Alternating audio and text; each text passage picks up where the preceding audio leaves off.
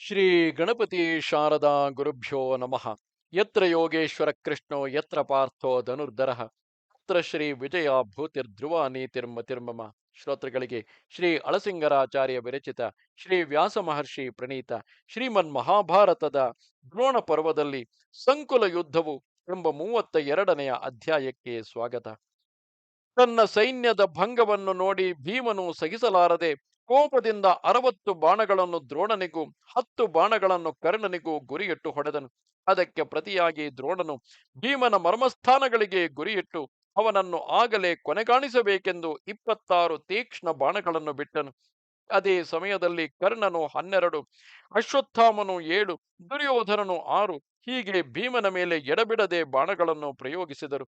ಭೀಮಸೇನನು ಅವನ್ನೆಲ್ಲ ತನ್ನ ಬಾಣಗಳಿಂದ ನಿಗ್ರಹಿಸಿ ತಿರುಗಿ ದ್ರೋಣ, ಕರ್ಣ, ದುರ್ಯೋಧನ, ಅಶ್ವತ್ಥಾಮರು 4ರನ್ನು ಕ್ರಮವಾಗಿ 50, 10, 12 ಮತ್ತು 8 ಬಾಣಗಳಿಂದ ಹೊಡೆದು ದೊಡ್ಡ ಸಿಂಹನಾದದೊಡನೆ ಮುಂದುವರಿದನು.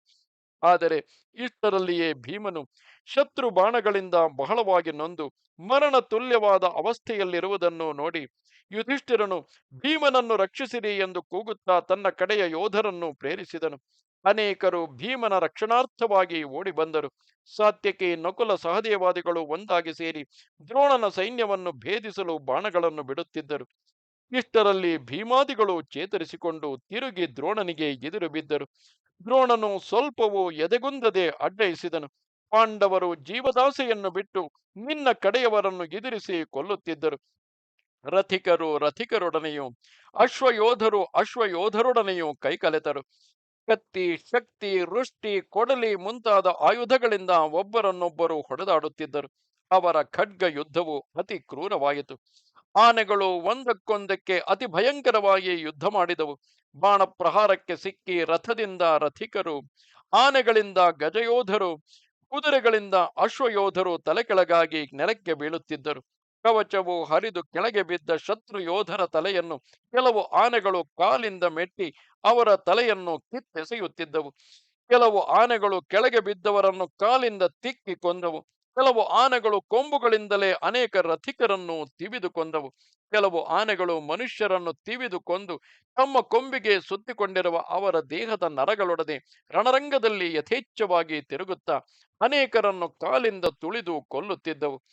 ಕೆಲವು ಆನೆಗಳು ಉಕ್ಕಿನ ಕವಚಗಳುಳ್ಳ ರಥ, ಗಜ, ತುರಗ, ಪದಾತಿ ವೀರರನ್ನೆಲ್ಲ ಹೊಡಕೆಗಳನ್ನು ತಿಕ್ಕುವಂತೆ ಕಾಲಿಂದ ಅರೆದು ಬಿಟ್ಟವು. ಕಾಲಗತಿಯಿಂದ ಅನೇಕ ರಾಜರು ಮೃತರಾಗಿ ರಣಾಂಗಣದಲ್ಲಿ ಹದ್ದು ನರಿಗಳ ಹಾಸಿಗೆಯ ಮೇಲೆ ದೀರ್ಘಶಯನದಲ್ಲಿ ಮಲಗುವಂತಾಯಿತು. ಆ ದೊಂಬಿ ಯುದ್ಧದಲ್ಲಿ ಹಿಂದು ಮುಂದು ನೋಡದೆ ತಂದೆಯು ಮಗನನ್ನು, ಮಗನು ತಂದೆಯನ್ನು ಕೊಲ್ಲುತ್ತಿದ್ದರು. ಈ ಆಗಿನ ಯುದ್ಧದಲ್ಲಿ ನೀತಿ ನ್ಯಾಯಗಳ ನಿರ್ಬಂಧಗಳೇ ಇಲ್ಲದಂತಾಯಿತು. ರಥವೆಲ್ಲ ಮುರಿದು ಧ್ವಜವು ತುಂಡಾಗಿ ಚಿತ್ರವು ಭಗ್ನವಾಗಿ ಮುರಿದ ಅರ್ಧ ನೊಗವು ಮಾತ್ರ ತಗುಲಿಕೊಂಡಿದ್ದ ಹಾಗೆಯೇ ಕುದುರೆಗಳು ಆ ಮುರಿದ ರಥವನ್ನು ಎಳೆದುಕೊಂಡು ಸಿಕ್ಕಿದ ಕಡೆಗೆ ಓಡುತ್ತಿದ್ದವು. ಖಡ್ಗ ಸಹಿತಗಳಾದ ತೋಳುಗಳು, ಕುಂಡಲ ಸಹಿತವಾದ ತಲೆಗಳು ಅಲ್ಲಲ್ಲಿ ಉರುಳಾಡುತ್ತಿದ್ದವು. ಪ್ರಬಲ ಗಜವೊಂದು ದೊಡ್ಡ ರಥವನ್ನು ಸೊಂಡಿಲಿನಿಂದೆಳೆದು ನೆಲಕ್ಕೆ ಬಡಿದು ಪುಡಿ ಮಾಡಿತು. ಇನ್ನೊಂದು ಆನೆಯು ತನಗೆ ಇದಿರಾದ ಕುದುರೆಯನ್ನು ಅದರ ಮೇಲಿದ್ದ ಯೋಧನೊಡನೆ ಸೆಳೆದು ನೆಲಕ್ಕೆ ಕೆಡಹಿ ಸೊಂಡಿಲಿನಿಂದ ಅಪ್ಪಳಿಸಿ ಕೊಂದಿತು. ಒಂದು ಕಡೆಯಲ್ಲಿ ರಥಿಕನೊಬ್ಬನು ಒಂದೇ ಬಾಣದಿಂದ ದೊಡ್ಡ ಆನೆಯೊಂದನ್ನು ನೆಲಕ್ಕುರುಳಿಸಿದನು. ಹೀಗೆ ಯುದ್ಧ ನಿಯಮವೇ ಇಲ್ಲದೆ ಸಿಕ್ಕಿದ ಹಾಗೆ ಒಬ್ಬರನ್ನೊಬ್ಬರು ಕೊಲ್ಲುತ್ತಿದ್ದರು. ಎಲ್ಲಿ ನೋಡಿದರು ಆ ತಾತ, ಆ ಪುತ್ರ, ಎಲ್ಲಿರುವೆ ಮಿತ್ರ, ಎಲ್ಲಿಗೆ ಓಡುತ್ತಿರುವೆ, ಶತ್ರುವನ್ನು ಕೊಲ್ಲು, ಇದೋ ಅವನನ್ನು ಹಿಡಿ, ಅವನನ್ನು ಬಡಿ ಎಂಬ ಧ್ವನಿಯೇ ಕೇಳಿಸುತ್ತಿದ್ದಿತು. ಸಿಂಹನಾದಗಳು, ಗರ್ಜನೆಗಳು, ಅಟ್ಟಹಾಸಗಳು ಪ್ರಬಲವಾದವು. ಗಜ, ತುರಗ, ಪದಾತಿಗಳ ದೇಹದಿಂದೆದ್ದ ರಕ್ತ ಪ್ರವಾಹವು ಸೇನಾ ಧೂಳಿಯಿಂದ ಅಡಗುತ್ತಿದ್ದಿತು. ಆಗಿನ ಸ್ಥಿತಿಯು ಬೀರುಗಳಿಗೆ ಅತ್ಯಂತ ಭಯವರ್ಧಕವಾಯಿತು. ಬಾಣದ ಗುರಿಗೆ ತಪ್ಪಿದ ಶತ್ರುವಿನ ಮೇಲೆ ಗದೆಯನ್ನು ಬೀಸಿ ಅವನ ತಲೆಯನ್ನು ಕತ್ತರಿಸುತ್ತಿದ್ದರು. ಒಬ್ಬನ ಚಕ್ರವನ್ನು ಇನ್ನೊಬ್ಬನ ಚಕ್ರದಿಂದ ಮುರಿಯುತ್ತಿದ್ದನು. ಅಲ್ಲಲ್ಲಿ ಕೇಶ, ಕೇಶಿ, ನಖ, ನಖಿ, ಮುಷ್ಟಾಮುಷ್ಟಿ, ದಂತಾದಂತಿ ಯುದ್ಧಗಳು ನಡೆಯುತ್ತಿದ್ದವು. ನಿರಾಶ್ರಯರಾದವರು ಆಶ್ರಯವನ್ನು ಕೋರುತ್ತಾ ತಮ್ಮಿಂದಾದವರೆಗೆ ಹೆಣಗಾಡುತ್ತಿದ್ದರು. ಕತ್ತಿಯನ್ನು, ಬಿಲ್ಲನ್ನು, ಬಾಣವನ್ನು, ಅಂಕುಶವನ್ನು ಹಿಡಿದ ಹಾಗೆಯೇ ತುಂಡು ಬಿದ್ದ ತೋಳುಗಳು ನೆಲದ ಮೇಲೆ ಉರುಳಾಡುತ್ತಿದ್ದವು. ರಕ್ಷಣೆಗಾಗಿ ಒಬ್ಬನು ಮತ್ತೊಬ್ಬನನ್ನು ಕೂಗುತ್ತಿದ್ದರು. ಅವನು ಲಕ್ಷ್ಯ ಮಾಡದೆ ಪ್ರಾಣ ಭಯದಿಂದ ಓಡುವನು. ಸಮೀಪಕ್ಕೆ ಬಂದವನ ತಲೆಯನ್ನು ಒಬ್ಬನು ಆಗಲೇ ಕಡಿಯುವನು. ಒಬ್ಬನು ಕೂಗುತ್ತಾ ಓಡುವನು. ಆ ಕೂಗನ್ನು ಕೇಳಿ ಮತ್ತೊಬ್ಬನು ನಡುಗುವನು. ಕೆಲವರು ಶತ್ರುಗಳನ್ನು ಹುಡುಕಿ ಹುಡುಕಿ ಹೊಡೆಯುವರು. ಕೆಲವರು ಅಜ್ಞಾನದಿಂದ ತಮ್ಮವರನ್ನೇ ಕೊಲ್ಲುವರು. ರಥಿಕನು ಬೆಟ್ಟದಂತಿರುವ ಮಹಾಗಜವನ್ನು ಒಂದೇ ಬಾಣದಿಂದ ಕೊಂದು ತೀರವನ್ನು ನದಿಯು ಹೇಗೋ ಹಾಗೆ ಉರುಳಿಸುವನು. ಹಾಗೆಯೇ ಮದದಾನೆಯು ರಥಿಕನನ್ನು ರಥಾಶ್ವ ಸಾರಥಿಗಳೊಡನೆ ನೆಲಕ್ಕೆ ಕೆಡಗಿ ಕಾಲಿಂದ ಅರೆದು ಚೂರ್ಣ ಮಾಡುವುದು. ಮೈಯೆಲ್ಲ ರಕ್ತಧಾರೆಯಿಂದ ತುಂಬಿದಾಗಲೂ ತಮ್ಮ ಶಸ್ತ್ರಾಸ್ತ್ರ ಶಿಕ್ಷೆಯನ್ನು ತೋರಿಸುತ್ತಾ ಬಾಣಗಳನ್ನು ಬಿಡುತ್ತಿದ್ದ ವೀರರ ಆಕಾರವನ್ನು ನೋಡಿದಾಗಲೇ ದುರ್ಬಲ ಹೃದಯರಾದ ಭೀರುಗಳನೇಕರು ಪ್ರಜ್ಞೆ ತಪ್ಪಿ ಬೀಳುತ್ತಿದ್ದರು. ಆಗಿನ ಯುದ್ಧದಲ್ಲಿ ಎಲ್ಲವೂ ವ್ಯಾಕುಲಿತವಾಗಿ ಯಾವುದೊಂದು ತಿಳಿಯದಂತಾಯಿತು. ಸೇನಾ ಧೂಳಿಯಿಂದ ಉಭಯ ಸೈನ್ಯವು ಮರೆಸಿ ಹೋಯಿತು. ಇಷ್ಟರಲ್ಲಿ ಸೇನಾಪತಿಯಾದ ದೃಷ್ಟದ್ಯುಮ್ನನು ತನ್ನ ಕಡೆಯವರನ್ನು ತೊರೆಗೊಳಿಸುತ್ತಾ, ವೀರರೇ, ಇದು ಇದು ನಿಮ್ಮ ಪರಾಕ್ರಮವನ್ನು ತೋರಿಸತಕ್ಕ ಕಾಲವು, ತ್ವರೆ ಮಾಡಿರಿ ಎಂದು ಪ್ರೇರಿಸಿದನು. ಅವನ ಆಜ್ಞೆಯನ್ನು ಕೇಳಿದೊಡನೆ ಅನೇಕ ಪಾಂಡವ ವೀರರು ಸರೋವರದಲ್ಲಿ ಪ್ರವೇಶಿಸುವ ಹಂಸಗಳಂತೆ ಶತ್ರು ಸಮೂಹಗಳನ್ನು ಭೇದಿಸಿಕೊಂಡು ದ್ರೋಣನ ರಥವಿದ್ದ ಕಡೆಗೆ ಹೊರಟರು. ಆಗ ದ್ರೋಣರ ಕಡೆಯಿಂದಲೂ ಹಿಡಿಯಿರಿ, ನಿರ್ಭಯವಾಗಿ ಮುಂದೆ ಸಾಗಿರಿ, ಕತ್ತರಿಸಿರಿ ಎಂಬ ಕೂಗು ಕೇಳಿಸಿತು. ಆಗ ಕೃಪ, ಕರ್ಣ, ಅಶ್ವತ್ಥಾಮರು, ಜಯದ್ರಥನು, ಅವಂತಿ ದೇಶದ ವಿಂದಾನುವಿಂದರು, ಶಲ್ಯನು ಒಂದಾಗಿ ದ್ರೋಣನನ್ನು ಮುಂದಿಟ್ಟುಕೊಂಡು ಬಂದು ಪಾಂಡವ ಸೈನ್ಯವನ್ನು ತಡೆದರು. ಆಗ ಆರ್ಯ ಧರ್ಮವನ್ನು ಹಿಡಿದು ಯುದ್ಧಕ್ಕಾಗಿ ಮುಂದುವರೆದು ಇತರರಿಂದ ತಡೆಯುವುದಕ್ಕಾಗಲಿ ಎದುರಿಸುವುದಕ್ಕಾಗಲಿ ಸಾಧ್ಯವಿಲ್ಲದ ಪಾಂಚಾಲ ಪಾಂಡವ ಯೋಧರೆಲ್ಲ ಶತ್ರು ಬಾಣಗಳಿಂದ ಬಹಳವಾಗಿ ನೊಂದರು. ಆದರೇನು, ಆಗ ದ್ರೋಣನಿಗೆ ಹೆದರಿ ಯಾರೂ ಹಿಂಜರಿಯಲಿಲ್ಲ. ದ್ರೋಣನು ಅತ್ಯಾವೇಶದಿಂದ ಛೇದಿ ಪಾಂಚಾಲ ರಾಜರೊಡನೆ ಮಹತ್ತಾದ ಯುದ್ಧವನ್ನು ನಡೆಸಿದನು. ಆಗ ದ್ರೋಣನ ಜಾಘೋಷ ತಲಘೋಷಗಳೇ ದಿಕ್ಕುಗಳನ್ನೆಲ್ಲ ವ್ಯಾಪಿಸಿ ಸಿಡಿಲಿಗೆ ಸಮಾನವಾಗಿ ಜನರಿಗೆ ಭಯಂಕರವಾಯಿತು. ಇಷ್ಟರಲ್ಲಿ ಅರ್ಜುನನು ಅನೇಕ ಸಂಶಪ್ತಕರನ್ನು ಜಯಿಸಿ ದ್ರೋಣನು ಪಾಂಡವರೊಡನೆ ಯುದ್ಧ ಮಾಡುತ್ತಿದ್ದ ಸ್ಥಳಕ್ಕೆ ಬಂದನು. ಬಾಣಗಳೆಂಬ ಸುಳಿಗಳಿಂದಲೂ ರಕ್ತವೆಂಬ ನೀರಿನ ಮಡುಗಳಿಂದಲೂ ದುಸ್ತರವಾದ ಸಂಶಪ್ತಕ ಸೈನ್ಯವೆಂಬ ಮಹಾಸಮುದ್ರವನ್ನು ದಾಟಿ ಬಂದ ಆ ಅರ್ಜುನನ ರಥಾಗ್ರದಲ್ಲಿದ್ದ ವಾನರ ಧ್ವಜವು ತೇಜೋ ವಿಶೇಷದಿಂದ ಜ್ವಲಿಸುತ್ತಾ ನೋಡುವವರಿಗೆಲ್ಲ ಆಶ್ಚರ್ಯಜನಕವಾಗಿದ್ದಿತು. ಅರ್ಜುನನೆಂಬ ಪ್ರಳಯ ಸೂರ್ಯನು ತನ್ನ ಶಸ್ತ್ರಾಸ್ತ್ರಗಳ ಕಿರಣಗಳಿಂದ ಸಂಶಪ್ತಕರೆಂಬ ಮಹಾ ಸಮುದ್ರವನ್ನೆಲ್ಲ ಶೋಷಿಸಿ ಕೌರವರನ್ನು ತನ್ನ ಕಿರಣಗಳಿಂದ ತಾಪಗೊಳಿಸುತ್ತಿದ್ದನು. ಪ್ರಳಯ ಕಾಲಾಗ್ನಿಯು ಭೂತ ವರ್ಗಗಳನ್ನು ಹೇಗೋ ಹಾಗೆ ತನ್ನ ಶಸ್ತ್ರ ತೇಜಸ್ಸಿನಿಂದ ಕುರುಗಳನ್ನೆಲ್ಲ ದಹಿಸುತ್ತಿದ್ದ ಅವನ ಲಕ್ಷೋಪಲಕ್ಷ ಬಾಣಗಳಿಂದ ನಮ್ಮ ಕಡೆಯ ರಥ, ಗಜ, ತುರಗ ಯೋಧರೆಲ್ಲ ಕೆದರಿದ ತಲೆಗಳೊಡನೆ ಹತರಾಗಿ ಬೀಳುತ್ತಿದ್ದರು. ಕೆಲವರು ಆರ್ತ ಧ್ವನಿಯಿಂದ ಕೂಗಿಕೊಂಡರು. ಕೆಲವರು ಹೆದರಿ ಅಲ್ಲಲ್ಲಿ ಅವಿತುಕೊಂಡರು. ಕೆಲವರು ಭಯದಿಂದಲೇ ಗತಪ್ರಾಣರಾಗಿ ಕೆಳಗೆ ಬಿದ್ದರು. ಯುದ್ಧ ಧರ್ಮವನ್ನು ತಿಳಿದ ಅರ್ಜುನನು ತನಗೆ ಭಯಪಟ್ಟು ವಿಮುಖರಾದವರನ್ನು, ಗಾಯಪಟ್ಟು ಕೆಳಗೆ ಬಿದ್ದವರನ್ನು, ಆಗಲೇ ಚೇತರಿಸಿಕೊಂಡು ಮೇಲಿದ್ದವರನ್ನು ಪ್ರಹರಿಸದೆ ಬಿಟ್ಟು ಬಿಟ್ಟನು. ಅನೇಕ ರಥಿಕರು ತಮ್ಮ ರಥವು ಮುರಿದುದರಿಂದ ಯುದ್ಧಕ್ಕೆ ಭಯಪಟ್ಟು ಓಡುತ್ತಾ ಆ ಕರ್ಣ, ಆ ಕರ್ಣ ಎಲ್ಲಿರುವೆ ಎಂದು ಕೂಗಿಕೊಂಡರು. ಹೀಗೆ ಮೊರೆಯಿಡುತ್ತಿದ್ದ ಕೌರವರ ಆಕ್ರಂದನವನ್ನು ಕೇಳಿ ಕರ್ಣನು ಹೆದರಬೇಡಿರಿ, ಹೆದರಬೇಡಿರಿ ಎಂದು ಅಭಯ ವಾಕ್ಯದೊಡನೆ ಬಂದು ಅರ್ಜುನನನ್ನು ಎದುರಿಸಿ ಮೊದಲು ಆಗ್ನೇಯಾಸ್ತ್ರವನ್ನು ಪ್ರಯೋಗಿಸಿದನು. ಅರ್ಜುನನು ವಾರುಣಾಸ್ತ್ರದಿಂದ ಆ ಅಸ್ತ್ರವನ್ನು ನಂದಿಸಿಬಿಟ್ಟನು. ಕರ್ಣನ ಬಾಣಗಳನ್ನೆಲ್ಲ ತನ್ನ ಬಾಣಗಳಿಂದ ಕತ್ತರಿಸಿದನು. ಹಾಗೆಯೇ ಕರ್ಣನು ಅರ್ಜುನನ ಅಸ್ತ್ರಗಳನ್ನು ಪ್ರತ್ಯಸ್ತ್ರಗಳಿಂದಲೂ ಅವನ ಬಾಣಗಳನ್ನು ತನ್ನ ಬಾಣಗಳಿಂದಲೂ ನಿಗ್ರಹಿಸುತ್ತಾ ಬಂದನು. ಇಷ್ಟರಲ್ಲಿಯೇ ದೃಷ್ಟದ್ಯುಮ್ನ, ಭೀಮ, ಸಾತ್ಯಕಿಗಳೆಂಬಿ ಮೂವರು ಅರ್ಜುನನಿಗೆ ಸಹಾಯವಾಗಿ ಬಂದು ಮೂರು ಮೂರು ಬಾಣಗಳನ್ನು ಕರ್ಣನ ಮೇಲೆ ಪ್ರಯೋಗಿಸಿದರು. ಅಸ್ತ್ರ ವಿಶಾರದನಾದ ಕರ್ಣನು ಅರ್ಜುನನ ಶಸ್ತ್ರಾಸ್ತ್ರಗಳನ್ನೆಲ್ಲ ತನ್ನ ಬಾಣ ವರ್ಷದಿಂದ ನಿಗ್ರಹಿಸಿದಲ್ಲದೆ ಆ ಮೂವರ ಕೈಯಲ್ಲಿದ್ದ ಬಿಲ್ಲುಗಳನ್ನು ಮೂರೇ ಬಾಣಗಳಿಂದ ಕತ್ತರಿಸಿ ಕೆಡಹಿದನು. ಕೈಯಲ್ಲಿ ಧನುಸ್ಸು ತುಂಡಾದುದರಿಂದ ಮೂವರು ಹಲ್ಲನ್ನು ಕಿತ್ತ ಸರ್ಪಗಳಂತಾಗಿ ತಮ್ಮ ತಮ್ಮ ರಥಗಳಲ್ಲಿದ್ದ ಶಕ್ತ್ಯಾಯುಧಗಳನ್ನು ಕೈಗೆತ್ತಿಕೊಂಡು ತಿರುಗಿ ಯುದ್ಧಕ್ಕೆ ಸಿದ್ಧರಾಗಿ ಸಿಂಹಗಳಂತೆ ಗರ್ಜಿಸಿದರು.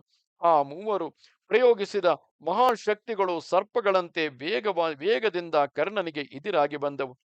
ಕರ್ಣನು ಮೂರು ಮೂರು ಬಾಣಗಳಿಂದ ಆ ಮೂರು ಶಕ್ತ್ಯಾಯುಧಗಳನ್ನು ತುಂಡು ಮಾಡಿ ಪಾರ್ಥನ ಮೇಲೆ ಎಡಬಿಡದೆ ಬಾಣಗಳನ್ನು ಪ್ರಯೋಗಿಸಿ ಸಿಂಹನಾದ ಮಾಡಿದನು. ಅರ್ಜುನನು 7 ಬಾಣಗಳಿಂದ ಕರ್ಣನನ್ನು ಹೊಡೆದು ಆ ಕರ್ಣನ ಸಹೋದರರನ್ನು ಪ್ರಹರಿಸಿದನು. 6 ಬಾಣಗಳಿಂದ ಶತ್ರುಂಜಯನನ್ನು ಕೊಂದನು. ಒಂದೇ ಭಲ್ಲದಿಂದ ವಿಪಾಟನ ತಲೆಯನ್ನು ಕತ್ತರಿಸಿ ಕೆಡಹಿದನು. ನಿನ್ನ ಮಕ್ಕಳೆಲ್ಲರ ಮತ್ತು ಕರ್ಣನ ಕಣ್ಣಿದಿರಾಗಿಯೇ ಕರ್ಣನ 3 ಸಹೋದರರನ್ನು ಒಂದೊಂದೇ ಬಾಣದಿಂದ ಕೊಂದು ಕೆಡಹಿದನು. ಇಷ್ಟರಲ್ಲಿಯೇ ಭೀಮನು ಗರುಡನಂತೆ ತನ್ನ ರಥದಿಂದ ಹಾರಿ ವೇಗದಿಂದ ಕರ್ಣನ ಕಡೆಯ 15 ಮಂದಿ ವೀರರನ್ನು ಸಂಹರಿಸಿ ಬಂದು ಆಮೇಲೆ ತಿರುಗಿ ತನ್ನ ರಥವನ್ನೇರಿ ಕುಳಿತು ಬೇರೊಂದು ಬಿಲ್ಲನ್ನು ಕೈಗೆತ್ತಿಕೊಂಡು 10 ಬಾಣಗಳಿಂದ ಕರ್ಣನನ್ನು ಹೊಡೆದನು. 5 ಬಾಣಗಳಿಂದ ಅವನ ಸಾರಥಿಯನ್ನು 4 ರಥಾಶ್ವಗಳನ್ನು ಬಲವಾಗಿ ನೋಯಿಸಿದನು. ಇದೇ ಸಮಯದಲ್ಲಿ ದೃಷ್ಟದ್ಯುಮ್ನನು ಕತ್ತಿ ಗುರಾಣಿಗಳನ್ನು ತೆಗೆದುಕೊಂಡು ಚಂದ್ರವರ್ಮನನ್ನು ನಿಷಧಾಧಿಪತಿಯಾದ ಬೃಹತ್ ಕ್ಷತ್ರನನ್ನು ಹೊಡೆದು ತಿರುಗಿ ತನ್ನ ರಥವನ್ನೇರಿ ಕುಳಿತು ಬೇರೆ ಧನುಸ್ಸನ್ನು ಕೈಗೆತ್ತಿಕೊಂಡು 73 ಬಾಣಗಳಿಂದ ಕರ್ಣನನ್ನು ಪ್ರಹರಿಸಿ ಸಿಂಹನಾದ ಮಾಡಿದನು. ಇದೇ ಸಮಯದಲ್ಲಿ ಸಾತ್ವಿಕೆಯು ಬೇರೆ ಧನುಸ್ಸನ್ನು ತೆಗೆದುಕೊಂಡು 64 ಬಾಣಗಳನ್ನು ಕರ್ಣನ ಮೇಲೆ ಪ್ರಯೋಗಿಸಿ ಸಿಂಹನಾದ ಮಾಡಿದನು. 2 ಭಲ್ಲಗಳಿಂದ ಕರ್ಣನ ಧನುಸ್ಸನ್ನು ಕಡಿದನು. 3 ಬಾಣಗಳಿಂದ ಕರ್ಣನ ಎದೆಗೂ ತೋಳುಗಳಿಗೂ ಗುರಿಯಿಟ್ಟು ಹೊಡೆದನು. ಆಗ ಸಾತ್ಯಕಿಯ ಬಾಣ ಸಮುದ್ರದಲ್ಲಿ ಕರ್ಣನು ಮುಳುಗಿ ಹೋಗುತ್ತಿರುವ ಸಂಭವವನ್ನು ನೋಡಿ ದುರ್ಯೋಧನನು, ದ್ರೋಣನು, ಜಯದ್ರಥನು ಅವನ ಸಹಾಯಕ್ಕಾಗಿ ಓಡಿ ಬಂದರು. ನಮ್ಮ ಶತ್ರುಗಳು ಆಯುಧಪಾಣಿಗಳಾಗಿ ಕೌರವ ಸೈನ್ಯವೆಲ್ಲ ಭಯಪಡುವಂತೆ ಕರ್ಣನನ್ನು ಎದುರಿಸಿ ಬಂದರು. ದುರ್ಯೋಧನಾದಿಗಳು ಬಂದುದನ್ನು ನೋಡಿ ಸಾತ್ವಿಕೆಯ ರಕ್ಷಣೆಗಾಗಿ ದೃಷ್ಟದ್ಯುಮ್ನನು, ಭೀಮನು, ಅರ್ಜುನನು, ಅಭಿಮನ್ಯುವು, ನಕುಲ ಸಹದೇವರು ಒಂದಾಗಿ ಸೇರಿ ಸಾತ್ಯಕಿಗೆ ಬೆಂಬಲವಾಗಿ ನಿಂತರು. ನಿನ್ನವರಿಗೂ ಪಾಂಡವರಿಗೂ ಅನೇಕ ವೀರ ಕ್ಷತ್ರಿಯರ ನಾಶಕ್ಕೆ ಕಾರಣವಾದ ಭಯಂಕರ ಯುದ್ಧವು ಆರಂಭವಾಯಿತು. ಜೀವದಾಸೆಯನ್ನು ಬಿಟ್ಟು ಒಬ್ಬರಿಗೊಬ್ಬರು ಹೋರಾಡಿದರು. ಒಂದು ಕಟ್ಟು ಪಾಡಿಲ್ಲದೆ ಪದಾತಿಗಳು ಆನೆಗಳನ್ನು, ರಥಿಕರು ಕುದುರೆಯ ವೀರರನ್ನು, ಗಜಯೋಧರು ರಥಿಕರನ್ನು, ಅಶ್ವಯೋಧರು ಪದಾತಿಗಳನ್ನು ಎದುರಿಸಿ ಯುದ್ಧ ಮಾಡುತ್ತಿದ್ದರು. ಒಂದು ಕಡೆ ರಥಿಕರು ಗಜ ತುರಗ ಪದಾತಿಗಳನ್ನೆಲ್ಲ ಎದುರಿಸಿದರು. ಇನ್ನೊಂದು ಕಡೆ ಕೆಲವು ರಥಗಳು ರಥ ಗಜ ತುರಗಗಳನ್ನು ಎದುರಿಸಿದವು. ಕೆಲವು ಕಡೆ ಕುದುರೆಗಳು ಕುದುರೆಗಳೊಡನೆಯೂ ಪದಾತಿಗಳೊಡನೆಯೂ ಹೋರಾಡುತ್ತಿದ್ದವು. ಆ ಯುದ್ಧವು ಮಾಂಸಾಹಾರಿ ಭೂತಗಳಿಗೆಲ್ಲ ಸಂತೋಷಜನಕವಾಗಿಯೂ ಯಮಪುರಿಯನ್ನು ವೃದ್ಧಿಗೊಳಿಸತಕ್ಕುದಾಗಿಯೂ ಎದ್ದಿತು. ಪದಾತಿಗಳನ್ನು ರಥಗಳನ್ನು ಗಜಗಳು, ಗಜಗಳನ್ನು ತುರಗಗಳನ್ನು ಪದಾತಿಗಳು ಅರೆದು ಕೊಲ್ಲುತ್ತಿದ್ದರು. ಕೆಲವು ಕಡೆ ಚತುರಂಗಗಳು ತಮಗೆ ಸಜಾತೀಯವಾದ ಚತುರಂಗಗಳೊಡನೆಯೇ ಹೋರಾಡಿ ಕೊಲ್ಲುತ್ತಿದ್ದವು. ಮತ್ತೊಂದು ಕಡೆ ರಥಗಳಿಂದ ಆನೆಗಳು, ಆನೆಗಳಿಂದ ಕುದುರೆಗಳು, ಕುದುರೆಗಳಿಂದ ಪದಾತಿಗಳು, ರಥಿಕರಿಂದ ಕುದುರೆಗಳು ಹತ ಮಾಡಲ್ಪಡುತ್ತಿದ್ದವು. ಆ ಯುದ್ಧದಲ್ಲಿ ಶಸ್ತ್ರ ಹತರಾಗಿ ಕವಚವು ಹರಿದು ಆಭರಣಗಳೆಲ್ಲ ಚದುರಿ ಕಣ್ಣು, ಕಿವಿ, ನಾಲಗೆ ಮುಂತಾದ ಅವಯವಗಳೇ ಕಾಣದಂತೆ ಎಷ್ಟೋ ಮಂದಿ ಅತಿ ಭಯಂಕರ ಸ್ವರೂಪದಿಂದ ನೆಲದ ಮೇಲೆ ಬಿದ್ದಿದ್ದರು. ಎಷ್ಟೋ ಮಂದಿ ಆನೆ, ಕುದುರೆ ಕಾಲುಗಳಿಗೂ ರಥಚಕ್ರಗಳಿಗೂ ಸಿಕ್ಕಿ ಹತರಾದರು. ನಾಯಿ ನರಿಗಳಿಗೂ ಮಾಂಸಾಹಾರಿ ಪಕ್ಷಿಗಳಿಗೂ ರಾಕ್ಷಸ ಪಿಶಾಚಗಳಿಗೂ ಸಂತೋಷಕರವಾದ ಆ ಕದನದಲ್ಲಿ ಉಭಯ ಪಕ್ಷದವರು ನಿರ್ಭಯವಾಗಿ ಒಬ್ಬರನ್ನೊಬ್ಬರು ಕೊಲ್ಲುತ್ತಾ ಯಥೇಚ್ಛವಾಗಿ ತಿರುಗುತ್ತಿದ್ದರು. ಸೈನ್ಯಗಳೆಲ್ಲವೂ ಬಹಳವಾಗಿ ಕ್ಷೋಭಿಸಿದವು. ರಕ್ತ ಪ್ರವಾಹವು ಹರಿಯುತ್ತಿದ್ದಿತು. ಇಷ್ಟರಲ್ಲಿಯೇ ಸೂರ್ಯನು ಅಸ್ತಮಿಸುವ ಸಮಯವಾಯಿತು. ಸಾಯಂಕಾಲವಾದುದರಿಂದ ಉಭಯ ಸೈನ್ಯಗಳು ಯುದ್ಧರಂಗದಿಂದ ಉಪಸಂಹರಿಸಲ್ಪಟ್ಟು ತಮ್ಮ ತಮ್ಮ ಶಿಬಿರಗಳಿಗೆ ಹೋಗಿ ಸೇರಿದವು. ಇಲ್ಲಿಗೆ 12ನೆಯ ದಿವಸದ ಯುದ್ಧವು ಮುಗಿಯಿತು. ಇದು 32ನೆಯ ಅಧ್ಯಾಯವು. ಇಲ್ಲಿಗೆ ಸಂಕ್ಷಪ್ತಕ ವಧಪರ್ವವು ಮುಗಿದುದು. ನಮಸ್ತೆ ಶಾರದೆ ದೇವಿ, ಕಾಶ್ಮೀರ ಪುರವಾಸಿನಿ, ತ್ವಾಮಹಂ ಪ್ರಾರ್ಥಯೇ ನಿತ್ಯಂ, ವಿದ್ಯಾದಾನಂಚ ದೇಹಿಮೆ. ನಮಸ್ಕಾರ.